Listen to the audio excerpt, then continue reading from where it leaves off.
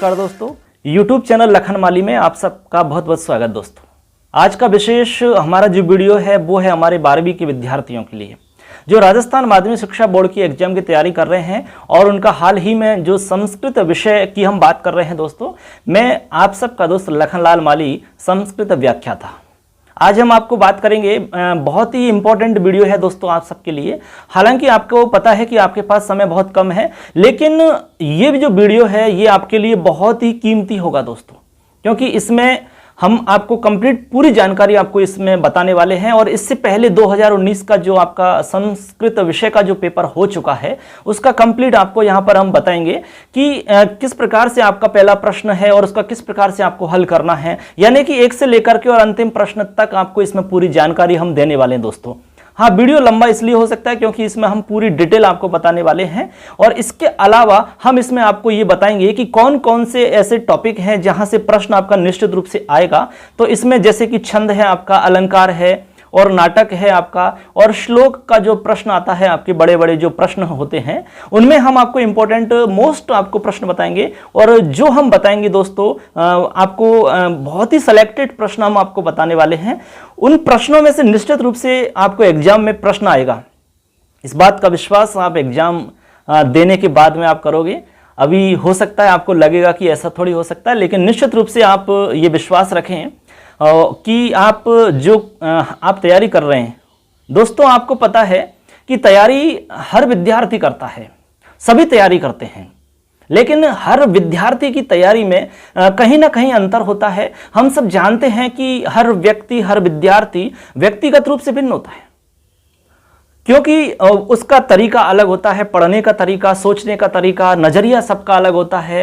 कोई बहुत ज्यादा पढ़ता है लेकिन कम याद रख पाता है, कोई व्यक्ति ऐसा हो सकता है, कोई विद्यार्थी कम पढ़ता है लेकिन ज्यादा याद रहता है उसको।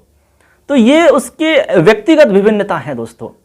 तो इनके कुछ कारण हैं, लेकिन मैं आपको कुछ ऐसा तरीका यहां बताने वाला हूं दोस्तों, बहुत ही अच्छी एक यहां पर जानकारी आपको बीच में साझा करने वाला हूं। बहुत सारे विद्यार्थियों ने हमसे कहा था, बहुत सारे विद्यार्थियों का प्रश्न आया था कि सर हमें इसके बारे में बताएं, हमें इसके बारे में बताएं। अब मैं ऑल ओवर सारे प्रश्नों को एक समेकित करके, एक जगह करके, मैं सभी विद्यार्थियों के लिए, जो भी राजस्थान के जितने भी विद्यार्थी पूरे राजस्थान में जो संस्कृत विषय जिनके पास है, वो जो मुझे सुन रहे हैं, और वो सभी विद्यार्थियों के लिए इसमें आपको बहुत ही काम की चीज रहेगी दोस्तों, बहुत इंपॉर्टेंट है। कंप्लीट जानकारी आपको इसमें आपको मिलेगी। चलिए स्टार्ट करते हैं आज का ये वीडियो, हमारा खास वीडियो। इसमें हम बताने वाले हैं आपको कि संस्कृत विषय की किस प्रकार से आपको तैयारी करनी है। आपके पास जो 2-3 दिन का समय बचा हुआ है, इसी के बीच में, इसी टाइम के अंदर आपको सब कुछ तैयार करना है और कम समय के अंदर आप एक मैनेजमेंट के साथ में यदि तैयारी करते हैं तो नंबर आप बहुत अच्छे ला सकते हैं, इसमें कोई संदेह नहीं है दोस्तों। चंद पंक्ति के साथ में आज की ये बात अपन पूरी स्टार्ट करेंगे, अच्छे से आपको समझाएंगे, कंप्लीट पूरी जानकारी आपको देंगे। जो कुछ हम बता रहे हैं वो आपको सब इसमें मिलेगा दोस्तों। कहते हैं कि हर मुश्किल कल का हल होगा, आज नहीं तो कल होगा। हर मुश्किल कल का हल होगा, आज नहीं तो कल होगा। और विश्वास है अपने श्रम पर तो मरुस्थल में भी जल होगा। और विश्वास है अपने श्रम पर तो मरुस्थल में भी जल होगा दोस्तों। ये बहुत ही प्रसिद्ध पंक्ति है दोस्तों, मैं बार बार इनको हमेशा दोहराता रहता हूं। आपके जीवन के अंदर भी इन पंक्तियों को यहां मस्तिष्क के अंदर आप कोई समाहित करोगे आप, तो निश्चित रूप से ये पंक्तियां आपको एक सकारात्मक ऊर्जा उत्पन्न करती रहेंगी। इन सकारात्मक ऊर्जा के साथ ही यदि आप काम करते हैं तो निश्चित रूप से आपको कहीं भी दिक्कत नहीं आती है।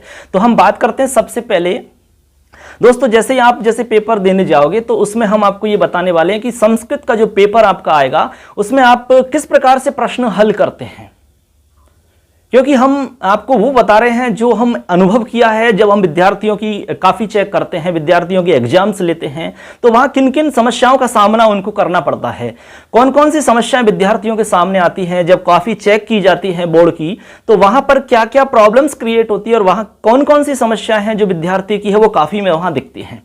तो सारी चीजें हम आपको यहां बताएंगे। आप वो गलतियां नहीं करें, आप वो सारी गलतियां बिल्कुल भी नहीं करेंगे, तो निश्चित रूप से आप का जो ऑल ओवर आपका जो रिजल्ट है बहुत अच्छा रहेगा, इसमें कोई संदेह नहीं है।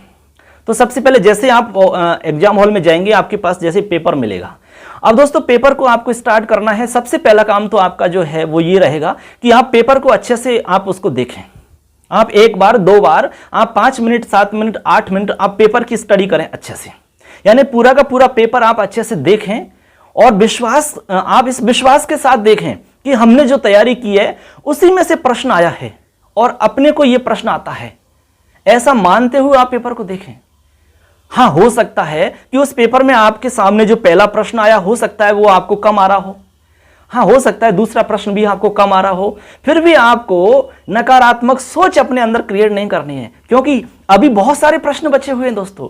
तो हो सकता है वो सारे प्रश्न आपको अच्छे से आ रहे हों, तो फिर आप कैसे सोच सकते हो कि एक प्रश्न नहीं आया, दूसरा प्रश्न भी नहीं आ रहा है, ये भी अपने से कम आ रहा है, लेकिन बहुत सारे बचे हुए हैं वो तो आपको बहुत अच्छे से आ रहे हैं ना। इसका मतलब है आपके अंदर जो आत्मविश्वास है उसको आप बराबर बनाए रखें। जिसका जितना आत्मविश्वास मजबूत होता है वो निश्चित रूप से उतना ही अपना रिजल्ट अपने आप दे पाता है, यानी कि 100% रिजल्ट उसका रहेगा और 100% अपनी मेहनत और ऑल ओवर आप वो सब कुछ दे पाएगा। आपने देखा होगा बहुत सारे विद्यार्थी बहुत ज्यादा मेहनत करते, बहुत ज्यादा पढ़ाई करते हैं, लेकिन उनका जो ऑल ओवर जो कंप्लीट जो रिजल्ट होता है वो उतना नहीं होता है जितना होना चाहिए। और कुछ विद्यार्थी कम समय के अंदर कम पढ़ाई करके भी वो कम समय में बहुत अच्छा रिजल्ट दे पाते हैं। अंतर सिर्फ वहां पर एक व्यवस्थित तरीका की तैयारी का है। अब दोस्तों हम स्टार्ट करते हैं आपका, जैसे कि आपका पहला प्रश्न आता है, ठीक है ना। अब पहले प्रश्न की हम बात करते हैं और पहले प्रश्न के अंदर आप सबको पता है कि पहला प्रश्न जो है वो श्लोक का, ठीक है दोस्तों। अब श्लोक जो है आपका हालांकि आपको पता है कि पूरी पुस्तक से श्लोक आपका कहीं से भी आ सकता है। अब इससे पहले जो 2019 की हम बात करें, 2019 में आपका जो श्लोक आया वो है विषादप्यमृतम ग्राह्यम बालादपि सुभाषितम। ये आपका जो श्लोक आया है, इसके अलावा आपका कोई भी श्लोक आ सकता है दोस्तों, लेकिन हम आपको एक पाठ या दो पाठ या कुछ श्लोक ऐसे बताएंगे जहां से निश्चित रूप से आपका श्लोक उसमें आ जाएगा, यानी 99% आपकी पूरी संभावना है कि वहां से आपका प्रश्न श्लोक वाला आ जाएगा। अब श्लोक वाला जो प्रश्न है उसमें से आपको किस प्रकार से उत्तर लिखने होते हैं, ये आपका मेन है आपकी समझने की बात। बहुत सारे विद्यार्थियों को समझ में नहीं आता कि प्रश्न को हम करें कैसे, तो बहुत सारे विद्यार्थी उसमें पूछने की कोशिश करते हैं, जो कि गलत है। किसी भी तरीका आपको किसी से नहीं पूछना है, आप अपने आप पर विश्वास रखें। तो आपको जैसे पहला प्रश्न आया तो पहले प्रश्न के अंदर आपको करना क्या है, पहले प्रश्न में जैसे कि आपका एक आता है एक पदेन उत्तरत, यानी एक पद में उत्तर देना है दोस्तों। तो आपको उसी श्लोक के अंदर से आपका प्रश्न पूछा जाएगा और उसी श्लोक के अंदर आपका उसमें आंसर भी रहता है दोस्तों, बस आपको समझना है उसको। तो आप यदि प्रश्न को अच्छे से समझ जाते हैं तो निश्चित रूप से आप उस प्रश्न का उत्तर दे पाते हैं, ठीक है। जैसे मान लो इसमें से कोई भी प्रश्न आया है, जैसे इसमें आया है विषाद किम ग्राह्यम। अब विषाद किम ग्राह्यम ये प्रश्न है, लेकिन इसका उत्तर जो है वो इसी के अंदर समाहित है और पहली ही लाइन में उत्तर है। तो आप ये देखेंगे कि विषाद किम ग्राह्यम ये जो प्रश्न है, अब इसमें से आप जब प्रश्न को आप उस श्लोक के अंदर देखोगे तो श्लोक में भी आपको ये चीज मिलेगी कि विषादम अपि अमृतम ग्राह्यम। तो अमृतम ग्राह्यम आपको जो मिल गया दोस्तों, तो यही इसका उत्तर है, अमृतम ग्राह्यम।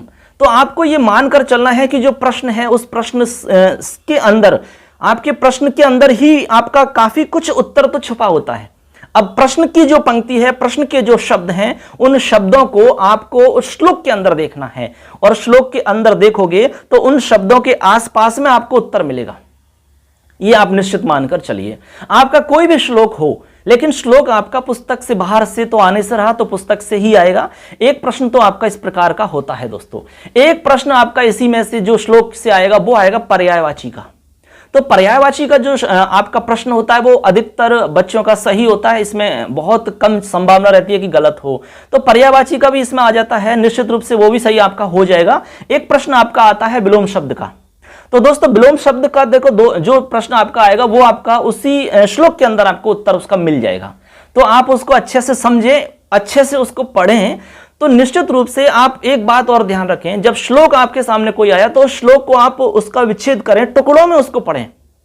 जैसे मान लो कोई बड़ा शब्द है, कोई समास युक्त पद है, संधि युक्त पद है और समझने में नहीं आ रहा है, तो उसको आप उसका विच्छेद कर दें, उसका विग्रह कर दें, उसको टुकड़े में कर दें, उसको यानी कि उसको एक पंक्ति में बना लें, उसको एक वाक्य में बना लें। आप एज ए वाक्य हम उसको कह सकते हैं कि एक अन्वय के रूप में उसको हम विभक्त कर लें अलग अलग टुकड़ों में। तो आपको बहुत सारे प्रश्नों के उत्तर तो साफ साफ दिख जाएंगे उसी में। तो ये एक तो काम आपका ये हुआ। तो आप इस प्रकार से पहला प्रश्न आप दोस्तों सॉल्व करेंगे तो पहला प्रश्न आपका निश्चित रूप से बिल्कुल कंफर्म हो जाएगा। अब पहले प्रश्न की हम बात करते हैं। तो पहले प्रश्न के अंदर आपको हम कुछ के अंदर दोस्तों आपको हम कुछ इसमें पाठ बता रहे हैं। तो इसमें आपकी 12वीं क्लास के अंदर जो किताब चलती है उसमें आपका पंचमा पाठ चलता है आपका मेघदूत पीयूषम। मेघदूत पीयूषम का हर श्लोक आपका बहुत इंपॉर्टेंट है दोस्तों। तो आप इस पाठ के जितने भी आपके श्लोक हैं इसमें उन सारे के सारे श्लोक की हिंदी अर्थ को अच्छे से पढ़ें, उनको अच्छे से समझें, उनके जो शब्दार्थ हैं उन शब्दार्थ को अच्छे से समझें, उनकी व्याख्या को अच्छे से समझें। यानी कि पूरा का पूरा पाठ आपको अच्छे से समझना है, क्योंकि यहां से आपका प्रश्न वाला जो ये श्लोक वाला जो पहला प्रश्न है ये यहां से आने की पूरी संभावना है। 90% यहां से आपका श्लोक आएगा। तो ये बात आप मानकर चलें। इसके अलावा एक है मानव धर्म पाठ। तो मानव धर्म जो पाठ है उसको भी आप देख लें, छोटे छोटे श्लोक हैं, आप एक एक बार पढ़ोगे तो आपको याद रहेगा। लेकिन आपका मेघदूत पीयूषम जो पाठ है इसमें आपके बड़े बड़े श्लोक हैं और इसमें मेघदूत में जो आपके मेघदूत पीयूषम के अंदर आपके सारे के सारे मंदाक्रांता वाले ही श्लोक इसमें आपको पद्य मिलेंगे।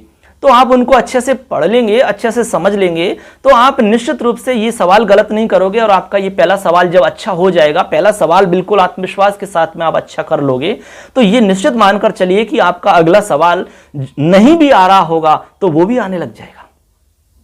ये होती है आत्मविश्वास की शक्ति। तो आपका पहला सवाल अच्छा हुआ, बहुत अच्छा हुआ, तो आपका अंदर से एक आत्मविश्वास जागृत होता है, उससे एक सकारात्मक एनर्जी क्रिएट होती है, वो आपके आगे के जो काम है उसको बहुत ही आसान और सरल बना देती है।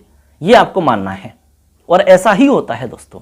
इसके बाद में अगला जो प्रश्न आता है, अगला प्रश्न आपका आता है गद्यांशम पठित्वा प्रश्नानाम उत्तराणि लिखत। यानी गद्यांश आएगा और गद्यांश को पढ़ करके आपको प्रश्नों का उत्तर देना है। बहुत ही आसान आपका ये प्रश्न होता है दोस्तों। बहुत सारे बच्चे इसमें भी कंफ्यूजन में हो जाते हैं। तो इसके लिए आपको बिल्कुल भी टेंशन नहीं लेनी है, क्योंकि ये जो आपका गद्यांश आएगा ये आपका पुस्तक के अंदर से ही गद्यांश आता है। तो इसीलिए आपको इसमें दिक्कत वाली बात नहीं है। तो आपके लगभग इसमें किताब में ज्यादा पाठ है नहीं है, इसमें आपके 14 पाठ चलते हैं। तो इसके अंदर से आपको कुछ जो कहानी है, कोई मान लो इसमें कोई भी श्लोक वाला है, कोई भी है, लेकिन गद्यांश के अंदर से तो गद्य वाला ही आपको यहां से आने वाला है। तो गद्यांश में आप एक तो गौरवोपदेश जो पाठ है उसको आप अच्छे से कर लेंगे गद्यांश वाले में। और इसके अलावा आप एक है जैसे कि नित्या सुकार्यम साधनीयम, लेकिन ज्यादा संभावना यहां पे गुरुपदेश जो दूसरा पाठ है यहां से आपकी आने की पूरी संभावना है दोस्तों, क्योंकि ये बहुत ही मतलब इंपॉर्टेंट पाठ है। हालांकि ये पाठ की जो भाषा है बहुत क्लिष्ट है, काफी कठिन भाषा में लिखा हुआ पाठ है। तो आप इसको पढ़ेंगे तो इसमें 3 या 4 लाइन ही आपको गद्यांश में मिलेंगी कंप्लीट बस। तो आपको उनको समझना है, अच्छे से उनको पढ़ना है और उसके बाद में आपके सामने कुछ प्रश्न होंगे जिनका उत्तर आपको उसी में से ढूंढना है। तो दोस्तों आपको तरीका हम बता देते हैं। मान लो ऐसा कोई पार्ट है जो आपको बहुत कम आ रहा है और बिल्कुल भी एग्जाम में नहीं आ पा रहा है मान लो, तो घबराने की आवश्यकता नहीं है। तो आप प्रश्न को पढ़ें, प्रश्न को 1 नहीं 2 3 बार पढ़ें। जब आप प्रश्न अच्छे से समझ जाएंगे, दिमाग में आपके प्रश्न अच्छे से बैठ जाएगा कि हाँ इस प्रश्न में ये पूछा जा रहा है, तो अब आप उस गद्यांश को देखें और गद्यांश के अंदर उन प्रश्न की पंक्तियों को देखें कि वो पंक्ति जो है वो प्रश्न के अंदर कहां पर है, यानी प्रश्न की जो पंक्ति है वो गद्यांश में कहां पर है। अब आप ये मानकर चलिए कि गद्यांश के अंदर जो प्रश्न की पंक्तियां हैं वहीं पर आंसर छुपा हुआ रहता है। अब हालांकि हमें जो उत्तर लिखना होता है वो उत्तर आपको अपने हिसाब से वाक्य में परिवर्तित करके लिखना होता है, तो एकदम करेक्ट आंसर माना जाता है। लेकिन यदि मान लो आपसे ऐसा नहीं हो पा रहा है, आपको थोड़ी सी दिक्कत हो रही है किसी भी तरह की, तो फिर आप ये कर सकते हैं कि आप जो गद्यांश देख रहे हैं उस गद्यांश में आपका जो प्रश्न है उसकी लाइन या उसके जो शब्द हैं वो आपको मिल जाते हैं और पूरा का पूरा जो वाक्य आपका रहेगा उस गद्यांश के अंदर वो पूरा का पूरा यदि आप उतार देते हैं, काफी में लिख देते हैं, तब भी आपका आंसर सही मान लिया जाता है। हाँ, लेकिन जब आपको पता है आप कुछ भी नहीं लिखोगे, आप बिल्कुल ही उसको खाली छोड़ दोगे, तो दोस्तों 0 आंसर उसमें आएगा, आपका 0 उत्तर आपको, यानी कुल मिलाकर के उसमें आपके नंबर 0 आने वाले। तो आपको करना क्या है, उसको आपको पूरी लाइन को उतार दीजिए, तब भी आपका राइट आंसर मान लिया जाता है। एक तो ये आपका प्रश्न इसमें है। तो इसमें से प्रश्न किस किस प्रकार के आ सकते हैं, तो इसमें आपको केवल एक प्रश्न आपका इसमें व्याकरण से संबंधित आ सकता है और एक प्रश्न आपका इसमें से जो विषय वस्तु है उससे संबंधित आपका आ सकता है। हाँ, इसमें आपको जैसे वाक्य दे दिया, वाक्य में से आपको पूछ सकते हैं कि इसमें कर्ता पद कौन सा है, क्रियापद कौन सा है। तो दोस्तों कर्ता पद है, क्रियापद है, ये तो आप अंदाजा लगा सकते हो। हाँ, इसका एक तरीका यह है, जैसे मान लो कोई भी आपके सामने कोई वाक्य आ गया और वाक्य के अंदर आपसे पूछा जा रहा है कि इसमें कर्ता पद कौन है और क्रियापद कौन है। तो दोस्तों आप ये ध्यान रखिए अच्छे से, आपको पहचान हम बता रहे एक छोटी सी, कि जैसे मान लो क्रियापद है और क्रियापद आपका बहुवचन के अंदर है, ठीक है। आपको पता है कि कर्ता और क्रिया दोनों एक जैसी होती है, समान चलती हैं। यदि कर्ता एक वचन का है तो क्रिया भी एक वचन की रहेगी, और कर्ता बहुवचन का है तो क्रिया भी बहुवचन की रहेगी, यानी बराबर ये रहने चाहिए, तभी बैलेंस रहता है और तभी वाक्य बिल्कुल सही माना जाता है। तो आप इससे भी अंदाजा लगा सकते हो, जैसे बहुवचन की क्रिया है तो अब आपसे पूछा जा रहा है कर्ता कौन है। अब बहुत सारे विद्यार्थी सोचते हैं कि इसमें कैसे पता लगाएंगे कर्ता कौन सा है, कैसे पता लगेगा कौन सा कर्ता होगा। तो घबराना नहीं है। तो आपको करना क्या है, आप जैसे क्रिया बहुवचन की है तो आप उस वाक्य में देखें कि बहुवचन में कौन है, उसी के आधार पर क्रिया आई है। तो इससे भी आप अंदाजा लगा सकते हैं कि क्रिया बहुवचन में है तो बहुवचन में जो मिलेगा वो कर्ता होगा आपका, निश्चित रूप से। तो ऐसे भी आप अंदाजा लगा करके और आपका राइट आंसर कर सकते हो। हाँ, इसी के अंदर एक प्रश्न आपका विशेषण विशेष से संबंधित आ सकता है, कर्तृपद पूछ सकता है आपसे, क्रियापद आपसे पूछा जा सकता है। कुल मिला के बहुत ही सिंपल आपका जो प्रश्न होता है, एकदम आसान प्रश्न होता है, जो निश्चित रूप से आपका गलत नहीं होना चाहिए और नहीं होगा, ऐसा हम आपको विश्वास दिलाते हैं।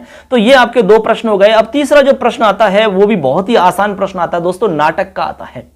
तीसरा प्रश्न होता है कि अधोलिखितम नाट्यांशम पठित्वा प्रश्नानाम उत्तराणि लिखत, यानी कि नाट्यांश होता है। हमारे एक किताब में कुछ नाटक दिए हुए हैं, तो नाटक आपके ज्यादा नहीं है, ये भी आपको ध्यान में रख लेना है। नाटक जैसे कि आपका चारुत्वम चारुदत्त से एक नाटक ये चलता है, आपका कारुण्यम रामभद्र से एक नाटक ये चलता है, और मेघदूत पीयूषम भी एक नाटक का ही अंश है आपका। तो ऐसे करके गिने चुने 2-3 नाटक आपके चलते हैं। तो अब आप ये मानकर चलिए कि नाटक का जो प्रश्न आपका आएगा वो गारंटी से आपका इन्हीं पाठों से आएगा, क्योंकि नाट्यांश का जो प्रश्न पूछा जाएगा वो नाट्यांश वाले पाठ यानी नाटक के पाठों से ही पूछा जाएगा। अब नाट्यांश का मतलब उसमें से पूरे नाटक के अंदर से आपके कुछ संवाद लिए जाएंगे, यानी कि 5, 6, 7 लाइन आपकी ली जा सकती हैं। तो वो आपको यहां पर दे दी जाएंगी और उन्हीं में से आपको प्रश्न पूछा जाएगा। बहुत आसान है दोस्तों, ये तो बहुत ही सरल है, किसी का भी गलत नहीं होना चाहिए और नहीं होगा। तो या तो आपके चारुदत्त वाला पाठ आ सकता है, या आपके कारुण्यम रामभद्र से ये इसमें से आ सकता है आपका। तो ये मोस्टली आपके 2 ही हैं और दोनों में से आपके गारंटी से आपका प्रश्न आ जाएगा। तो आपको इनको अच्छे से पढ़ लेना, समझ लेना। नाटक हैं इसलिए आपको अच्छा लगेगा पढ़ने में, आपको जोर नहीं आएगा, दिक्कत नहीं होगी। आप एक बार उनकी पूरी हिंदी पढ़ लेना और आपके दिमाग में जब हिंदी उसकी रहेगी तो आप निश्चित रूप से सवाल गलत नहीं करोगे। तो कुल मिला के आपको जोर इस बात पर देना है कि जो नाटक आपके चल रहे हैं उन नाटकों की आप हिंदी अर्थ पढ़ लें अच्छे से। नाटकों का हिंदी अर्थ आपको अच्छे से रहेगा तो आपका गलत सवाल कैसे भी नहीं हो सकता। ये तो एक तो हो गया आपके ये बड़े बड़े सवाल की बात है, तो आपका एक तो श्लोक से संबंधित हो गया, एक गद्यांश से संबंधित हो गया और एक नाटक वाला हो गया। तो नाटक में भी आपके इसी प्रकार के सिंपल आपके प्रश्न पूछे जाते हैं दोस्तों। जैसे मान लो इसमें पूछा गया है कि एक पदेन उत्तरत भूम्याम निपतति सोहल्लादो श्वासो कह प्रविशति। तो कुल मिला के इसमें जो सिंपल आपका प्रश्न होगा, जैसे कि मान लो इसमें एक प्रश्न दिया हुआ है पुनः कस्य जीवितम प्रत्यागतम। तो ये जो प्रश्न है आपका, आपको हम बता देते हैं कि इस प्रश्न की जो भाषा है, जो इसमें लिखा हुआ है, वो सारे के सारे आपके शब्द जो हैं वो आपको इस नाट्यांश में मिल जाएंगे, जो कि पेपर में लिखे हुए होंगे। तो फिर आपको करना क्या है, पेपर के अंदर जो लिखे हुए हैं आपको वहीं उसी लाइन में, पेपर में जो लाइन मिल रही है उसी लाइन के अंदर आपका आंसर है। ये आपका निश्चित रूप से आपका आंसर वही है। तो आपको करना क्या है, जब आपको ये पता नहीं चल रहा कि कहां से लिखें क्या लिखें, पूरी लाइन को उतार दीजिए आप। तो आप पूरी लाइन लिख देते हैं तो भी आपका आंसर राइट माना जाएगा, आपको नंबर पूरे मिल जाएंगे। तो एक तो ये तरीका हो गया, बहुत ही आसान तरीका है। आप इस तरीका से यदि आप करेंगे तो आपको बहुत इससे लाभ होने वाला है।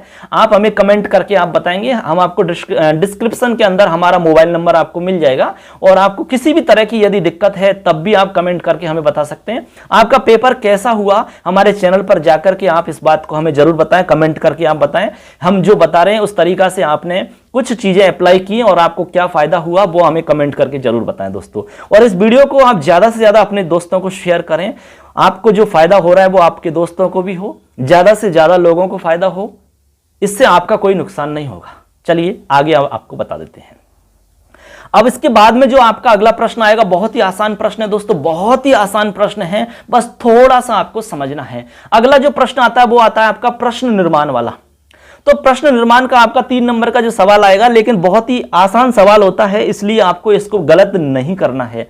तो गलत तो होगा नहीं आपका, ये हम गारंटी आपको देते हैं, लेकिन आपको विश्वास अपने आप पर करना है। और 1-2 दिन का जो समय बच रहा है उसमें आप पूरी ये वीडियो हम सुने अच्छे से और इसी के अकॉर्डिंग आप एक बार तैयारी कर ले, बस फिर आप देखिए आपका रिजल्ट कितना अच्छा रहता है और कितना अच्छा आपका पेपर होता है। तो रेखांकित पदानि आदृत्य प्रश्न निर्माणम कुरुतः, आपको अंडरलाइन मिलेगी, किसी शब्द के नीचे आपको रेखांकित पद किया हुआ है, अंडरलाइन है, उसके स्थान पर ही आपको प्रश्न बनाना है।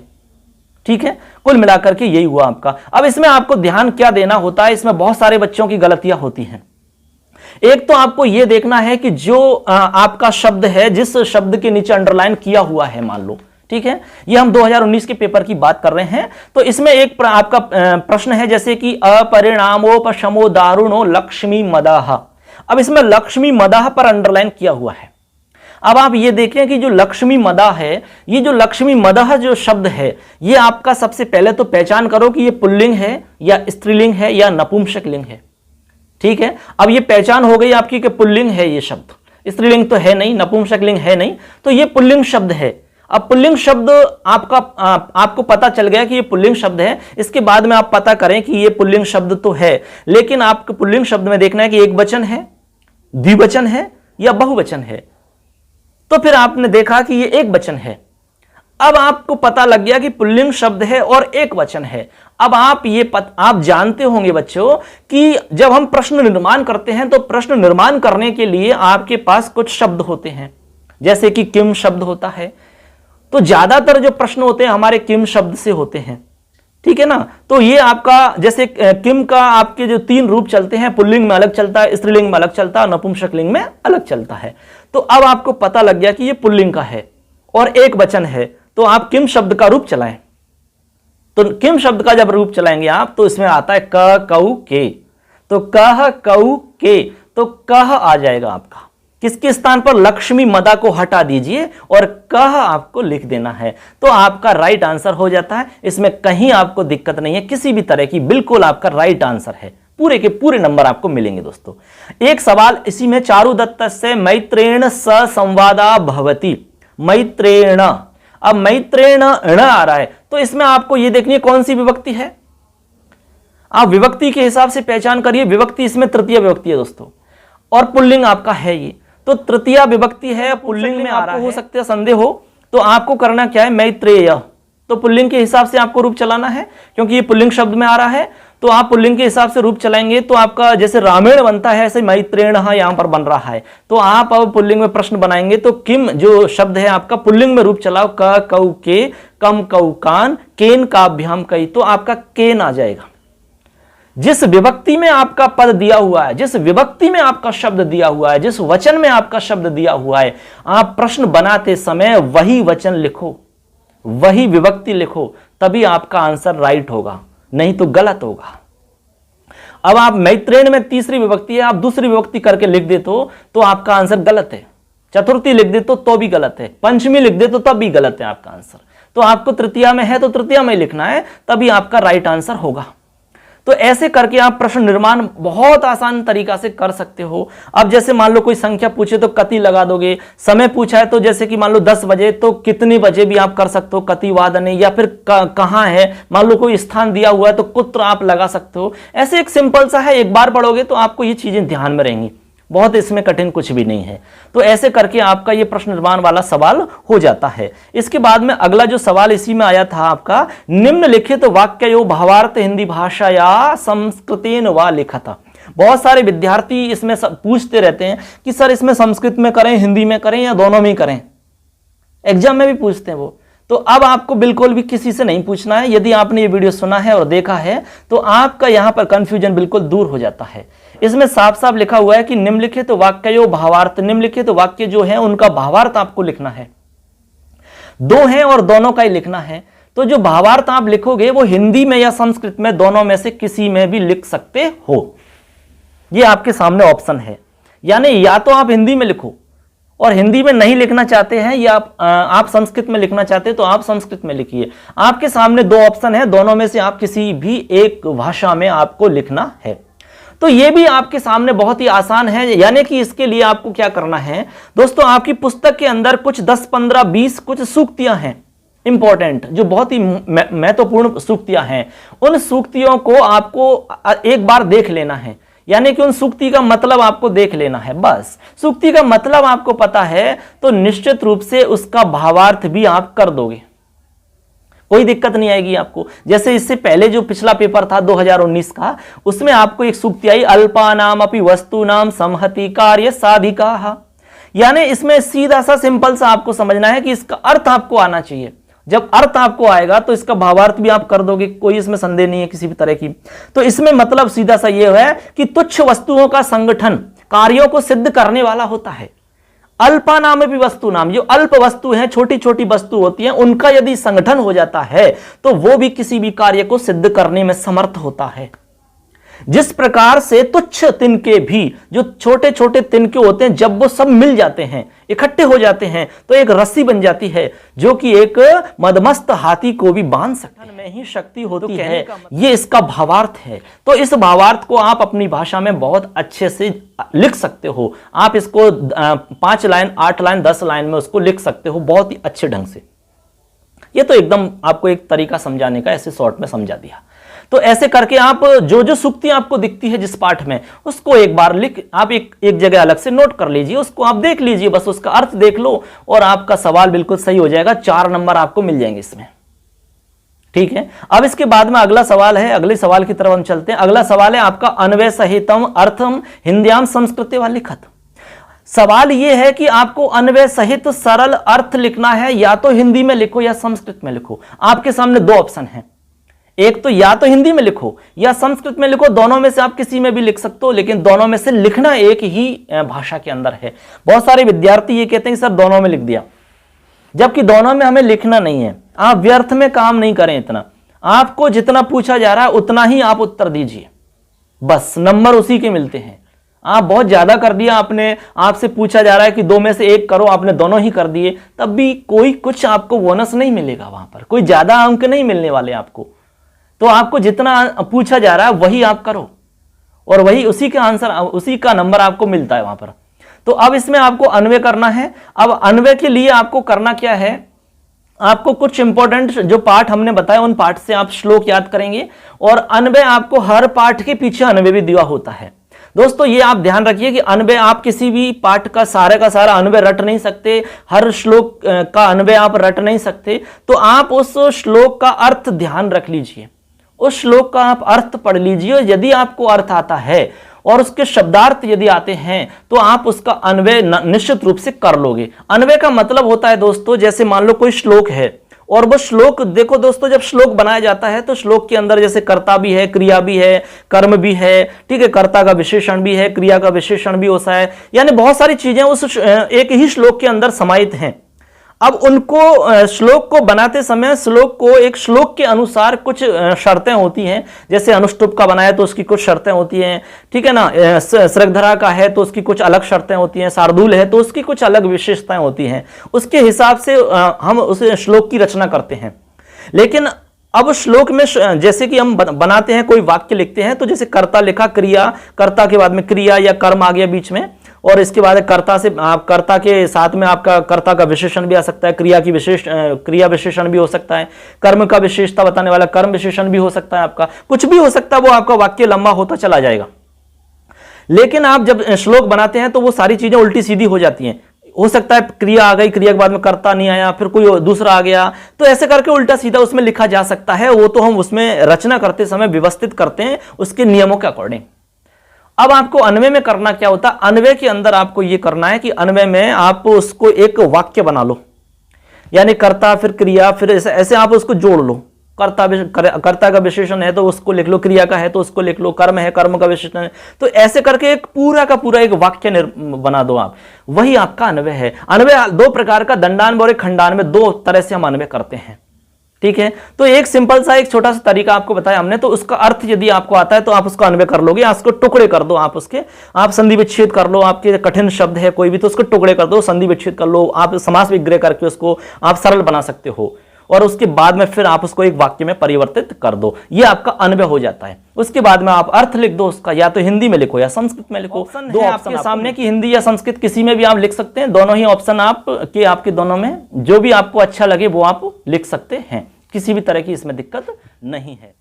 अगला सवाल है दोस्तों आपका, अगले सवाल में आपका सवाल है कि निम्नलिखित शब्दयो हिंदी भाषायाम आंग्ल भाषायाम व अर्थ लिखत, यानी आपके दो शब्द मिलेंगे, उन शब्दों का आपको अर्थ लिखना है, या तो आप आंग्ल भाषा यानी अंग्रेजी में लिख सकते हो या फिर आप हिंदी में लिख सकते हो। अब ये शब्द जो है आपकी किताब में आए, कहीं से भी आ सकते हैं, बहुत बार तो आपके बहुत ही सिंपल और सरल आते हैं जो आसानी से आप कर सकते हैं, इसमें कोई दिक्कत नहीं है। तो जैसे कि इसमें मान लो आया है कि उपासते, अब आपको पता है कि उपासते का मतलब होता है स्वीकार करते हैं। एक आया है अपरम, अपरम का मतलब होता है अन्य या दूसरा, अपर। ठीक है, तो ऐसे आपका किताब से कोई भी आ सकता है, तो ऐसे करके आपको इसमें या तो आप अंग्रेजी में लिख सकते हैं या हिंदी में उसका अर्थ आप लिख सकते हैं। तो ऐसे करके आपका जो सवाल है इस प्रकार का आता है, इसमें आपको शब्दार्थ आते हैं, शब्दार्थ आपके सिर्फ दो आएंगे, तो आपको दोनों का आंसर उसमें लिखना होता है। अगला प्रश्न है इसका आपका, इसमें अब छोटे छोटे प्रश्न आपके आते हैं इसके बाद में, और छोटे छोटे प्रश्न हैं दोस्तों, एक एक नंबर के आपके सवाल आएंगे और उनमें बहुत ही सिंपल सा आपका उसमें पूछा जाएगा आपसे।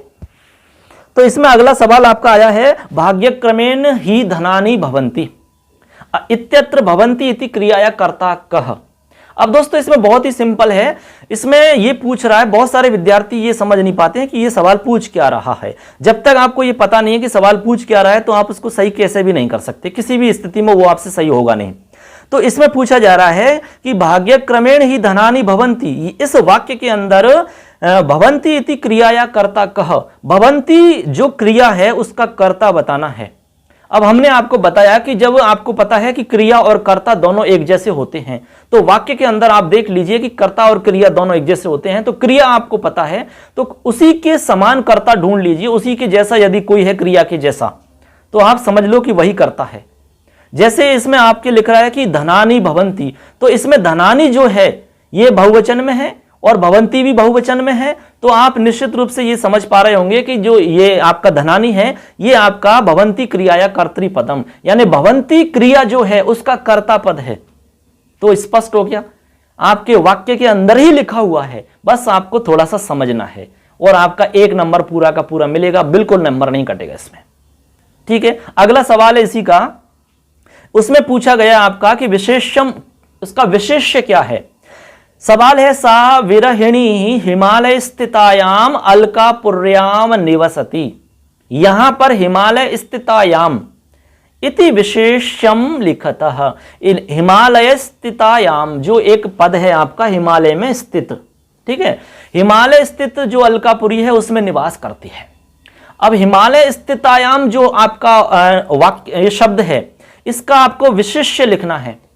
दोस्तों एक विशेषण होता है, एक विशेष्य होता है। विशेषण होती है उसकी विशेषता, और जिसकी विशेषता है वो उसका विशेष्य है। अब आपको अंदाजा लग जाएगा इसमें कि विशेषण आपका हिमालय स्थित यानी हिमालय में स्थित, क्या अलकापुर्याम, किस में रहती है, अलकापुरी में। तो अलकापुरी जो है ये अलकापुरी की विशेषता है हिमालय में स्थित। जैसे मान लो हमने कहा धोती वाला व्यक्ति, तो व्यक्ति की विशेषता है कि धोती वाला।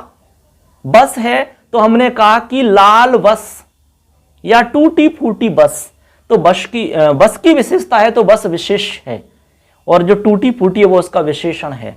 दूध वाला व्यक्ति, तो व्यक्ति जो है वो विशेष है, दूध वाला उसकी विशेषता है, तो वो उसका विशेषण हो गया। तो एकदम सिंपल सा है, ऐसे आप बिल्कुल राइट करोगे इसको। छोटे छोटे सवाल है, एक एक नंबर का है, तो आपका यहां से नंबर नहीं कटना चाहिए। अगला प्रश्न है यहां से ही अगला सवाल, अहम समाधिम निवर्तयामि इत्यत्र अहम सर्वनाम स्थाने संज्ञा पदस्य प्रयोगम कुरुतः, यानी यहां पर अहम सर्वनाम पद है, बिल्कुल हम सब जानते हैं कि अहम सर्वनाम पद है, सर्वनाम पद 35 है टोटल। तो यहां पर जो आपका सर्वनाम पद है, इस अहम सर्वनाम पद के स्थान पर संज्ञा पद का प्रयोग करना है। तो आपको यह देखना है, अब आपको थोड़ा सा पाठ्य पुस्तक का ज्ञान होना चाहिए। आपको यह अंदाजा लगाना है कि ये जो वाक्य है अहम समाधिम निवर्तयामि, ये आपका किस पाठ से है, ये पंक्ति, ये लाइन। ये तो आपको थोड़ा कहानी याद होगी तो पता रहेगा। ये चारुदत्त वाला जो पाठ है उसमें से है दोस्तों। तो अब आपको यहां पर करना क्या है, सर्वनाम के स्थान पर आपको संज्ञा पद का प्रयोग करना है। आप जानते हैं कि जैसे मान लो राम जाता है, ठीक है। अब जैसे राम जाता है तो हमने कहा कि वह जाता है। अब वह जो है सर्वनाम हो गया। हमने कहा कि संज्ञा पद का प्रयोग करो, तो हमने कहा सह गच्छति। तो राम शब्द को यानी कि राम को हटा के हमने सह लिख दिया, तो सह जो है वो सर्वनाम हो गया। फिर हमने उसको वापस चेंज कर दिया, सह को हटा दिया, हमने राम लिख दिया, रामः गच्छति। तो कहने का मतलब जब राम हम लिखते हैं तो वो आपका संज्ञा पद हो गया, और राम शब्द को हटा करके आप सह लिखते हो तो वो आपका सर्वनाम हो जाता है। ऐसे ही आपको यहां पर आपको किसको हटाना है, अहम को। अहम को हटा करके अहम के स्थान पर आपको बताना है कि यहां पर क्या आएगा। तो यहां पर आएगा आपका चारुदत्त। अब ये आपको कहानी इसमें आपको पढ़नी होगी, नाटक आपको समझना होगा। थोड़ा सा नाटक पढ़ोगे तो आपको ये पंक्ति भी याद रहेगी, किसने कहा और कब कहा। तो ऐसे करके आपका ये आंसर हो जाता है। अगला सवाल इसी में आता है, अधुना वृद्धाश्रमे एव मातरम प्राप्य निश्चिंततायाः अनुभवः क्रियेत। ठीक है, ये वाक्य आप समझेंगे कि आया कहां से है। तो ये आपका लास्ट पार्ट लिखा गया है। तो इसमें आपको पूछा जा रहा है कि इति वाक्यम, यह वाक्य कह कौन कस्मै कथयति, यानी इस वाक्य को कौन किसको कह रहा है। सिंपल सा है। बहुत सारे बच्चों को ये समझ में नहीं आता कि ये क्या क्या रहा है, सवाल बोल क्या रहा है। सवाल जब पता ही नहीं है बोल क्या रहा है तो आप करोगे कैसे बच्चों। तो अब आप समझ लो, यदि आप ये वीडियो देख लेते हैं पूरा का पूरा, तो हर प्रश्न को आप अच्छे से कर लोगे। आपको किसी से भी पूछने की जरूरत नहीं है, आपको इधर उधर आसपास में आगे पीछे कहीं भी देखने की जरूरत नहीं है। आप बस अपना पेपर करते चलिए बस। तो इसमें आपसे कहा जा रहा है कि ये लाइन आपको किसने किससे बोली है। तो अब आप इस कहानी को पढ़ेंगे। कहानी हमने बता दी, 2-3 जितनी भी कहानी और नाटक है उनको पढ़ लेंगे, आराम से आपका आंसर हो जाएगा इसमें। तो इसमें आप इंदुमती ने कहा है, इंदुमती स्वपति त्रिलोचनाय कथयति, यानी इंदुमती ने अपने पति त्रिलोचन के लिए कहा। तो ये आपने हो गया, किसने कहा किससे। तो इस प्रकार से आपको इसका आंसर लिखना होता है। इसी प्रकार अगला है आपका न हिंसनम भवेत इति। अगला जो प्रश्न है उसमें आपको विलोम शब्द पूछा है। तो इसमें आपका रेखांकित पद है, आपके सामने रेखांकित पद किया हुआ है, उसी का विलोम शब्द बताना है आपको। तो रेखांकित पद हिंसनम है, तो यहां पर हिंसनम इत्यस्य विलोम पदम लिखना है। तो हिंसनम का अहिंसनम आपका विलोम पद हो जाएगा। जैसे सत्यम है तो सत्यम का असत्यम हो जाएगा, विषम है तो अमृतम हो जाएगा। ऐसे आपको विलोम शब्द लिखना है उसका। तो अब आपके सामने कोई भी शब्द आ सकता है, तो उसका आपको विलोम शब्द बताना है। यह इस प्रश्न का मतलब है। इसके बाद में अगला प्रश्न है दोस्तों आपका, इसमें आपको पूछा जा रहा है, नाहम अन्येन हतम सत्वम कदाचिदपि भक्षयामि इत्यत्र अहम इति कर्तृपदस्य क्रियापदम लिखत। यानी यहां पर आपको बताना है कि अहम जो कर्ता पद है उसका क्रियापद लिखना है। अभी बताया हमने कि कर्ता और क्रिया दोनों एक जैसे होंगे, तो आपको पहचान करनी है, कर्ता और क्रिया दोनों एक जैसे मिलेंगे। तो यहां पर आपको बताना है, जैसे कि अहम है। अब अहम की पहचान आपको करनी है कि ये कौन सा पुरुष है, कौन सा वचन है इसमें। बस आपको ये चीज पता लग जाती है तो आपको क्रिया भी इसी तरह की मिलेगी। जैसे आपको पता लगे कि अहम उत्तम पुरुष का है, एक वचन है। अब आप ये देखिए कि आपके वाक्य के अंदर उत्तम पुरुष का एक वचन कोई है क्या। हां है, क्या, भक्षयामी। तो यही तो आंसर है, क्योंकि क्रिया और कर्ता एक जैसे होते हैं। तो यही इसका उत्तर है। बस लिख दीजिए, कंप्लीट हो गया आपका आंसर। अगला सवाल आपका है, वेदांगेषु केषांचित् त्रयाणाम संक्षिप्त परिचयम लिखताः। वेदांग है, इसमें उनका आपको कुछ 3 का संक्षिप्त परिचय लिखना है। जैसे कि शिक्षा, निरुक्त और छंद, इनके बारे में आपको संक्षिप्त परिचय लिखना है। तो दोस्तों ये संस्कृत साहित्य जब आपने पढ़ा होगा तो उसके अंदर आपने ये देखा होगा निरुक्त क्या होता है, छंद क्या होता है, ठीक है, और आपका ये शिक्षा क्या होती है। इसके लिए आप अगला जो आपका प्रश्न है वो सीधा सा सिंपल सा आपको इसमें है इसमें लिखा हुआ है कि कस्मिन नाटक के स्त्री पात्रा नाम पूर्णतः अभाव, यानी किताब से आपके छोटे छोटे प्रश्न हैं जो कि आपको किताब में मिल जाएंगे, तो ये आप इनको अच्छे से आप देख लेंगे और किताब की यदि पाठ आपने एक बार भी पढ़ ली है तो आपको निश्चित रूप से इनका आंसर मिल जाएगा। इसी प्रकार आपका सुकनाश उपदेश वाले पाठ से है, वो भी आपको इसी में मिल जाएगा। इसके बाद में आपके कुछ जो संस्कृत साहित्य का इतिहास है, आप चाहते हैं संस्कृत साहित्य का इतिहास, तो हमने YouTube पे भी उसके प्रश्न आपको अपलोड किए हैं, हमारे चैनल पे जाके आप देख सकते हो। और आपको PDF नोट्स आप चाहते हैं तो वो भी आपको मिल सकते हैं, कमेंट करके हमें बता सकते हैं। आपको मोबाइल नंबर हम दे देंगे, व्हाट्सएप पे भी आप कॉन्टैक्ट कर सकते हो। इसके बाद में आपका इसी में सवाल आता है एक छंद वाला। अब छंद वाला सवाल है दोस्तों, आपको हम इसमें लगभग 4-5 छंद बता देते हैं, उनमें से आपका निश्चित रूप से एक सवाल आ जाएगा। अलंकार और छंद दोनों का हम बता देते हैं, आप उसमें टिक कर लेंगे। जैसे अनुप्रास, यमक, श्लेष, उपमा, उत्प्रेक्षा, ये आपको हम 5 बता रहे हैं। 5 में से गारंटी से आपका आ जाएगा, ये 5 के 5 याद कर लो अच्छे से। बस आपको सिर्फ 2 आएंगे, 2 आपको करने हैं, तो गारंटी से आएगा, इन्हीं में से इससे बाहर नहीं आएगा। ये देख लो, आप पेपर देने के बाद में आप इस बात पर विश्वास कर सकते हैं। अब छंद की बात है तो छंद में आप देख लीजिए, भुजंग प्रयात, द्रुत विलंबित, वसंत तिलका और शिखरणी और मंदाक्रांता, ये आप देख लेंगे 5। बस इसके अलावा आपके नहीं आएगा, इसमें से आपके आ जाएगा निश्चित रूप से। तो ऐसे करके छंद का हो गया, आपका अलंकार का प्रश्न हो गया, ये सवाल आपके हो जाते हैं। इसके बाद में अगला जो प्रश्न आता है इसी का, वो आता है गणचिन्ह का। तो गणचिन्ह आप लगा सकते हैं, बहुत इसमें कोई दिक्कत वाली बात नहीं है, गणचिन्ह लगा सकते हैं। एक आता है अलंकार का, जिसमें आपको अलंकार बताना होता है। हाँ, इसमें थोड़ी सी प्रॉब्लम हो सकती है दोस्तों, यदि मान लो आपका अलंकार सवाल गलत नहीं होगा, फिर भी आपको दिक्कत है तो आप हमारे चैनल पर जाके देख सकते हैं, उसमें भी आपको मिल जाएंगे। और आप नोट्स चाहते हैं तो नोट्स भी हमें आप कमेंट करके बताएंगे, नोट्स आपको उपलब्ध करवा देंगे। इसके बाद में आपका 20 सवाल हो गए, 20 नंबर का सवाल हो चुका है। 21 नंबर का जो सवाल है उसमें आपका सवाल है अलंकार, कौन सा अलंकार है ये आपको बताना होता है 20 नंबर के सवाल में। तो ये आपको बताया अलंकार के, आपके जितने भी अलंकार के उदाहरण है वो सारे के सारे आप पढ़ लेंगे तो आपका सवाल इसमें से ही आ जाएगा। जो प्रसिद्ध उदाहरण है पुस्तक में भी दिए हुए हैं वो सारे के सारे आपको याद रहने चाहिए, तो निश्चित रूप से आपका ये सवाल भी सही हो जाता है। इसके बाद में अपठित गद्यांश है, एक अपठित गद्यांश भी आप सही कर सकते हैं। जैसे हमने गद्यांश बताया था आपका स्टार्टिंग में 2nd नंबर सवाल, उसी के हिसाब से इसको भी आपको करना है, तो ये भी आपका पूरा कंप्लीट हो जाएगा। अपठित गद्यांश है आपका, दूसरा भी अपठित गद्यांश है, तो ये भी आपका हो जाएगा 23 नंबर का। 24 नंबर में आपको अनुच्छेद लिखना है, इसमें कुछ आपको शब्द दिए हुए हैं, शब्दों की सहायता से आपको अनुच्छेद लिखना है। एक वाक्य आपको छोटे छोटे वाक्य बना करके तैयार करने हैं, तो आप छोटे छोटे सिंपल वाक्य लिख देंगे। यदि आप वाक्य बिल्कुल सही लिखते हैं तो आपको पूरे के पूरे नंबर मिलेंगे, इसमें बिल्कुल नंबर नहीं कटते हैं दोस्तों, ठीक है। तो ये आपका 24 नंबर का सवाल हो जाता है। चलिए दोस्तों, अब आपका अगला सवाल है 25 नंबर का। 25 नंबर का जो सवाल है उसमें है अधोलिखित वाक्येषु केषांचित पंचवाक्यानां संस्कृत भाषायाम अनुवादम कुरुतः, यानी आपके सामने बहुत सारे वाक्य हिंदी में लिखे हुए हैं, उनमें से आपको सिर्फ 5 वाक्यों की संस्कृत में अनुवाद करना है। बहुत ही सिंपल है, जो आपको सरल लगते हैं, जो भी आपको अच्छे से आता है वो आप उसके 5 वाक्यों को आप संस्कृत बना दीजिए। अब दोस्तों आप इसके लिए आपको करना क्या होगा, इसमें कुछ नियम आपको ध्यान रखने होंगे। इसमें शब्द रूप आपको थोड़ा सा आपको ध्यान में रखना है और आपको कुछ धातु रूप आपको आने चाहिए और कारक के नियम आपको पता होना चाहिए कि प्रथम व्यक्ति कहाँ होती है, द्वितीय व्यक्ति के कौन कौन से नियम होते हैं, तृतीया के कौन से, चतुर्थी के, पंचमी के, षष्ठी, सप्तमी के, इनके कौन कौन से नियम होते हैं, ये आपको ध्यान में रखना है। कारक आप एक बार पढ़ लेंगे, समझ लेंगे तो आपका एक भी सवाल इसमें से गलत नहीं होगा। आपके 5 वाक्य हैं, 5 नंबर का सवाल है, बहुत ही आसान है, यहां से आपका गलत नहीं होना चाहिए। बहुत ही सिंपल सिंपल सरल सरल आते हैं आपके, तो ये आप कर सकते हैं आसानी से, इसमें कोई आपकी दिक्कत नहीं है किसी भी तरह की। अगला आपका 26 नंबर का सवाल है, सवाल नंबर 26 है, इसमें लिखा हुआ है अधोलिखित पदयो सूत्रोल्लेख पूर्वकम संधि विच्छेदम कुरुतः।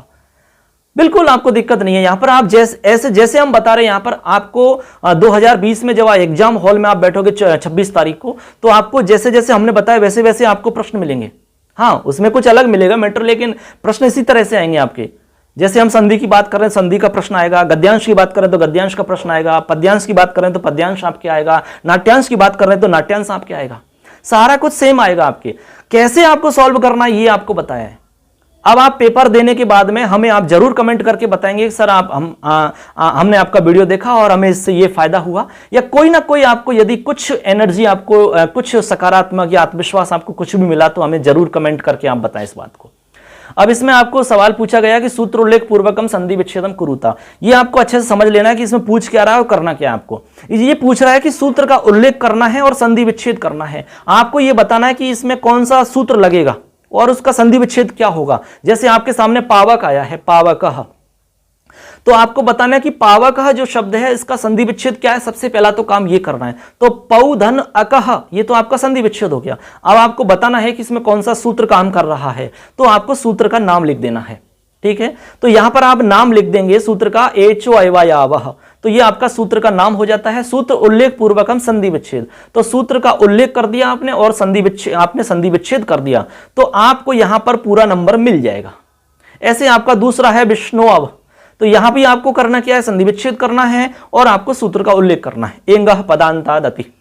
ऐसे करके आपका ये पूरा प्रश्न हो जाता है। बिल्कुल भी कंफ्यूजन नहीं होना है, आपको किसी से भी पूछने की आवश्यकता नहीं है। अगला सवाल आपका 27 नंबर का सवाल है। 27 नंबर के सवाल में पूछा जा रहा है कि सूत्र उल्लेख पूर्वकम संधि कुरुता, यानी सूत्र का उल्लेख करना है और संधि करनी है। इसमें आपको संधि विच्छेद मिलेगा किया हुआ, उसको आपको संधियुक्त पद बनाना है। जैसे कि आप इसमें आया है होत्री ऋकारः, अब होत्री धन ऋकारः, इसमें आपको देखना है कि कौन सा पद बनेगा। ठीक है, जैसे होत्रीकारः, ये आपका पद बन गया, संधि युक्त पद। अब इसमें बताना है कि इसमें कौन सी संधि है आपकी। ठीक है, सूत्र उल्लेख पूर्वकम, फिर आपको सूत्र का उल्लेख करना है। तो आपको पता है कि इसमें दीर्घ संधि हुई है, कौन सी, सवर्ण दीर्घ संधि, तो आपको इसमें सूत्र लिखना है अकः सवर्णे दीर्घः। ये आपका पूरा का पूरा एकदम राइट आंसर हो गया, जैसा एग्जाम में सवाल में पूछा गया है। तो जैसा पूछा गया यदि वैसा आप लिख देते हो तो आपको बिल्कुल भी नंबर नहीं काटा जाता, पूरे के पूरे नंबर आपको मिलते हैं। क्योंकि हम जब एग्जाम कॉपी चेक करते हैं तो ये हम देखते हैं कि बच्चे ने यदि पूरा लिखा है, चाहे वो आपने कुछ भी उल्टा सीधा लिख दिया, लेकिन पूरा लिखा है जैसा पूछा गया, वो आपको राइट आंसर पूरा का पूरा माना जाता है। अगला सवाल आपका 28 नंबर का सवाल है दोस्तों। इसमें आपके पूछा जा रहा है कि जो आपके कुछ विभक्ति हैं उनमें आपके रेखांकित पदेषु प्रयुक्त विभक्ति है नाम उल्लिख्य विधायक सूत्रम लिखित। आपकी कुछ एक वाक्य दिया हुआ जैसे सुरेशा शय्याम अधिश्येते। अब इसमें आपको शय्याम पर अंडरलाइन किया हुआ है। अब ये सवाल ये पूछ रहा है कि शय्याम जो है इसमें आपको विधायक सूत्र बताना है, यानी यहां पर कौन सा सूत्र काम कर रहा है और विभक्ति का आपको उल्लेख करना है। तो यहां पर आपको पता है कि द्वितीय तो विभक्ति है और यहां पर आप किस लिए द्वितीय विभक्ति ये बताना है। तो एक सूत्र है अधिशिंग स्थाशाम कर्म, अधिशिंग स्थाशाम कर्म के कारण यहां पर द्वितीय विभक्ति है, ये चीज आपको लिखनी है, तो आपको पूरा का पूरा नंबर मिलेगा। बस हो गया। ऐसे आपका जटाभि तापसः, तो जटाभि तापसः इसमें आपका इत्थम भूत लक्षण सूत्र के हिसाब से यहां तृतीय विभक्ति होती है, तो आपको यहां ये चीज बतानी है कि वाचक शब्द में तृतीय विभक्ति हुई है। तो ऐसे करके यहां भी आपको पूरे के पूरे नंबर मिल जाते हैं। तो ऐसे आपको कारण लिखना है और फिर आपको विभक्ति बतानी है। तो ऐसे आपका ये 28 नंबर का प्रश्न हो जाता है दोस्तों। इसके बाद में 29 नंबर का एक प्रश्न है और 30 नंबर के दो प्रश्न और बच रहे हैं। तो एक तो 29 नंबर का सवाल है। 29 नंबर के सवाल में पूछा गया है कि समासस्य नाम उल्लेख्य विग्रहम कुरुता, समास का नाम उल्लेख करना है और उसका विग्रह करना है। इसका आपको नाम लिखना है, जैसे कि इसमें आया अनुरूपम। ठीक है, अब अनुरूपम एक शब्द आया है, एक आया कुपुरुषाः। तो अनुरूपम में आपको सबसे पहले तो बताना है समासस्य नाम उल्लेख्य, समास का नाम उल्लेख करना है, उसके बाद में विग्रह करना है, यानी समास विग्रह करना है। तो इसमें आएगा रूपस्य योग्यम, ये तो हो गया समास विग्रह। रूपस्य योग्यम, यहां पर आपको समास का नाम बताना है। तो समास अव्ययीभाव समास है, यह आपने स्टार्टिंग में समास पढ़ा होगा, तो ये आपको वहीं से मिला है, वहीं पर है ये। ऐसे ही आपका कुत्सितः पुरुषाः कुपुरुषाः, ये आपका कुसंज्ञक आपका तत्पुरुष समास है, तो ये तत्पुरुष समास में चलता है। तो कुत्सितः पुरुषाः कुपुरुषाः, तो ऐसे करके आपका ये समास वाला हो जाता है। अगला आपका लास्ट प्रश्न है 30 नंबर का। अधोलिखित विग्रह वाक्य समासम कृत्वा नाम अपि लिखतः। यहां पर अधोलिखित विग्रह वाक्य है, इनका समास करके आपको नाम उल्लेख करना है। इसमें आपको समास विग्रह मिलेगा, फिर आपको समास विग्रह का समास बनाना है और समास का नाम बताना है। बस ये आपका सवाल पूछा जा रहा है। जैसे कि चोराद भयम, चोराद भयम, तो यहां पर आपका चोराद भयम, चोराद और भयम है, तो आपका चोर भयम बन जाएगा। ठीक है, अब कौन सा समास हुआ, पंचमी तत्पुरुष समास हुआ। तो चोर भयम हो गया आपका एक समस्त पद हो गया। इसमें आपका कौन सा समास है, तो वो आपका तत्पुरुष, ये हो गया पंचमी तत्पुरुष समास। अगला है दश आननानि यस्य से, 10 आननानि यस्य से, तो यहां पर आपका समस्त पद बनेगा दशानन। ठीक है, और यहां पर आपका समानाधिकरण बहुब्रीहि समास हो जाता है। तो दोस्तों ऐसे करके आपका पूरा का पूरा प्रश्न यहाँ पर कंप्लीट हो जाते हैं। आपके पूरा का पूरा 2019 का पेपर यहाँ पर आपका कंप्लीट सॉल्व हो जाता है। इसी आधार पर सेम टू सेम जैसे जैसे हमने प्रश्न 1 नंबर से 30 नंबर तक आपको यहाँ पर बताए हैं, इसी प्रकार से आपको 2020 का जो पेपर आप सॉल्व करोगे तो आशा करते हैं आपको बहुत इससे लाभ मिलेगा, बहुत आपको फायदा होगा। पुनः हम आपको बधाई देते हैं, बहुत बहुत शुभकामना एग्जाम के लिए, और आपकी ये आपको बहुत बहुत ढेर सारी खुशियां आपको मिले, अच्छा पेपर आपका हो। धन्यवाद दोस्तों, मिलते हैं अगली वीडियो के साथ, तब तक के लिए जय हिंद, जय तु भारतम। मैं आप सबका दोस्त लखनलाल माली, संस्कृत व्याख्याता। धन्यवाद दोस्तों, फिर मिलेंगे आपसे, पुनः मुलाकात होगी। कमेंट करके हमें जरूर बताएं वीडियो आपको कैसा लगा, आपको इससे कुछ फायदा हुआ या नहीं हुआ, और दोस्तों को शेयर जरूर से जरूर करें दोस्तों। धन्यवाद। जय तु संस्कृतम, जय तु भारतम।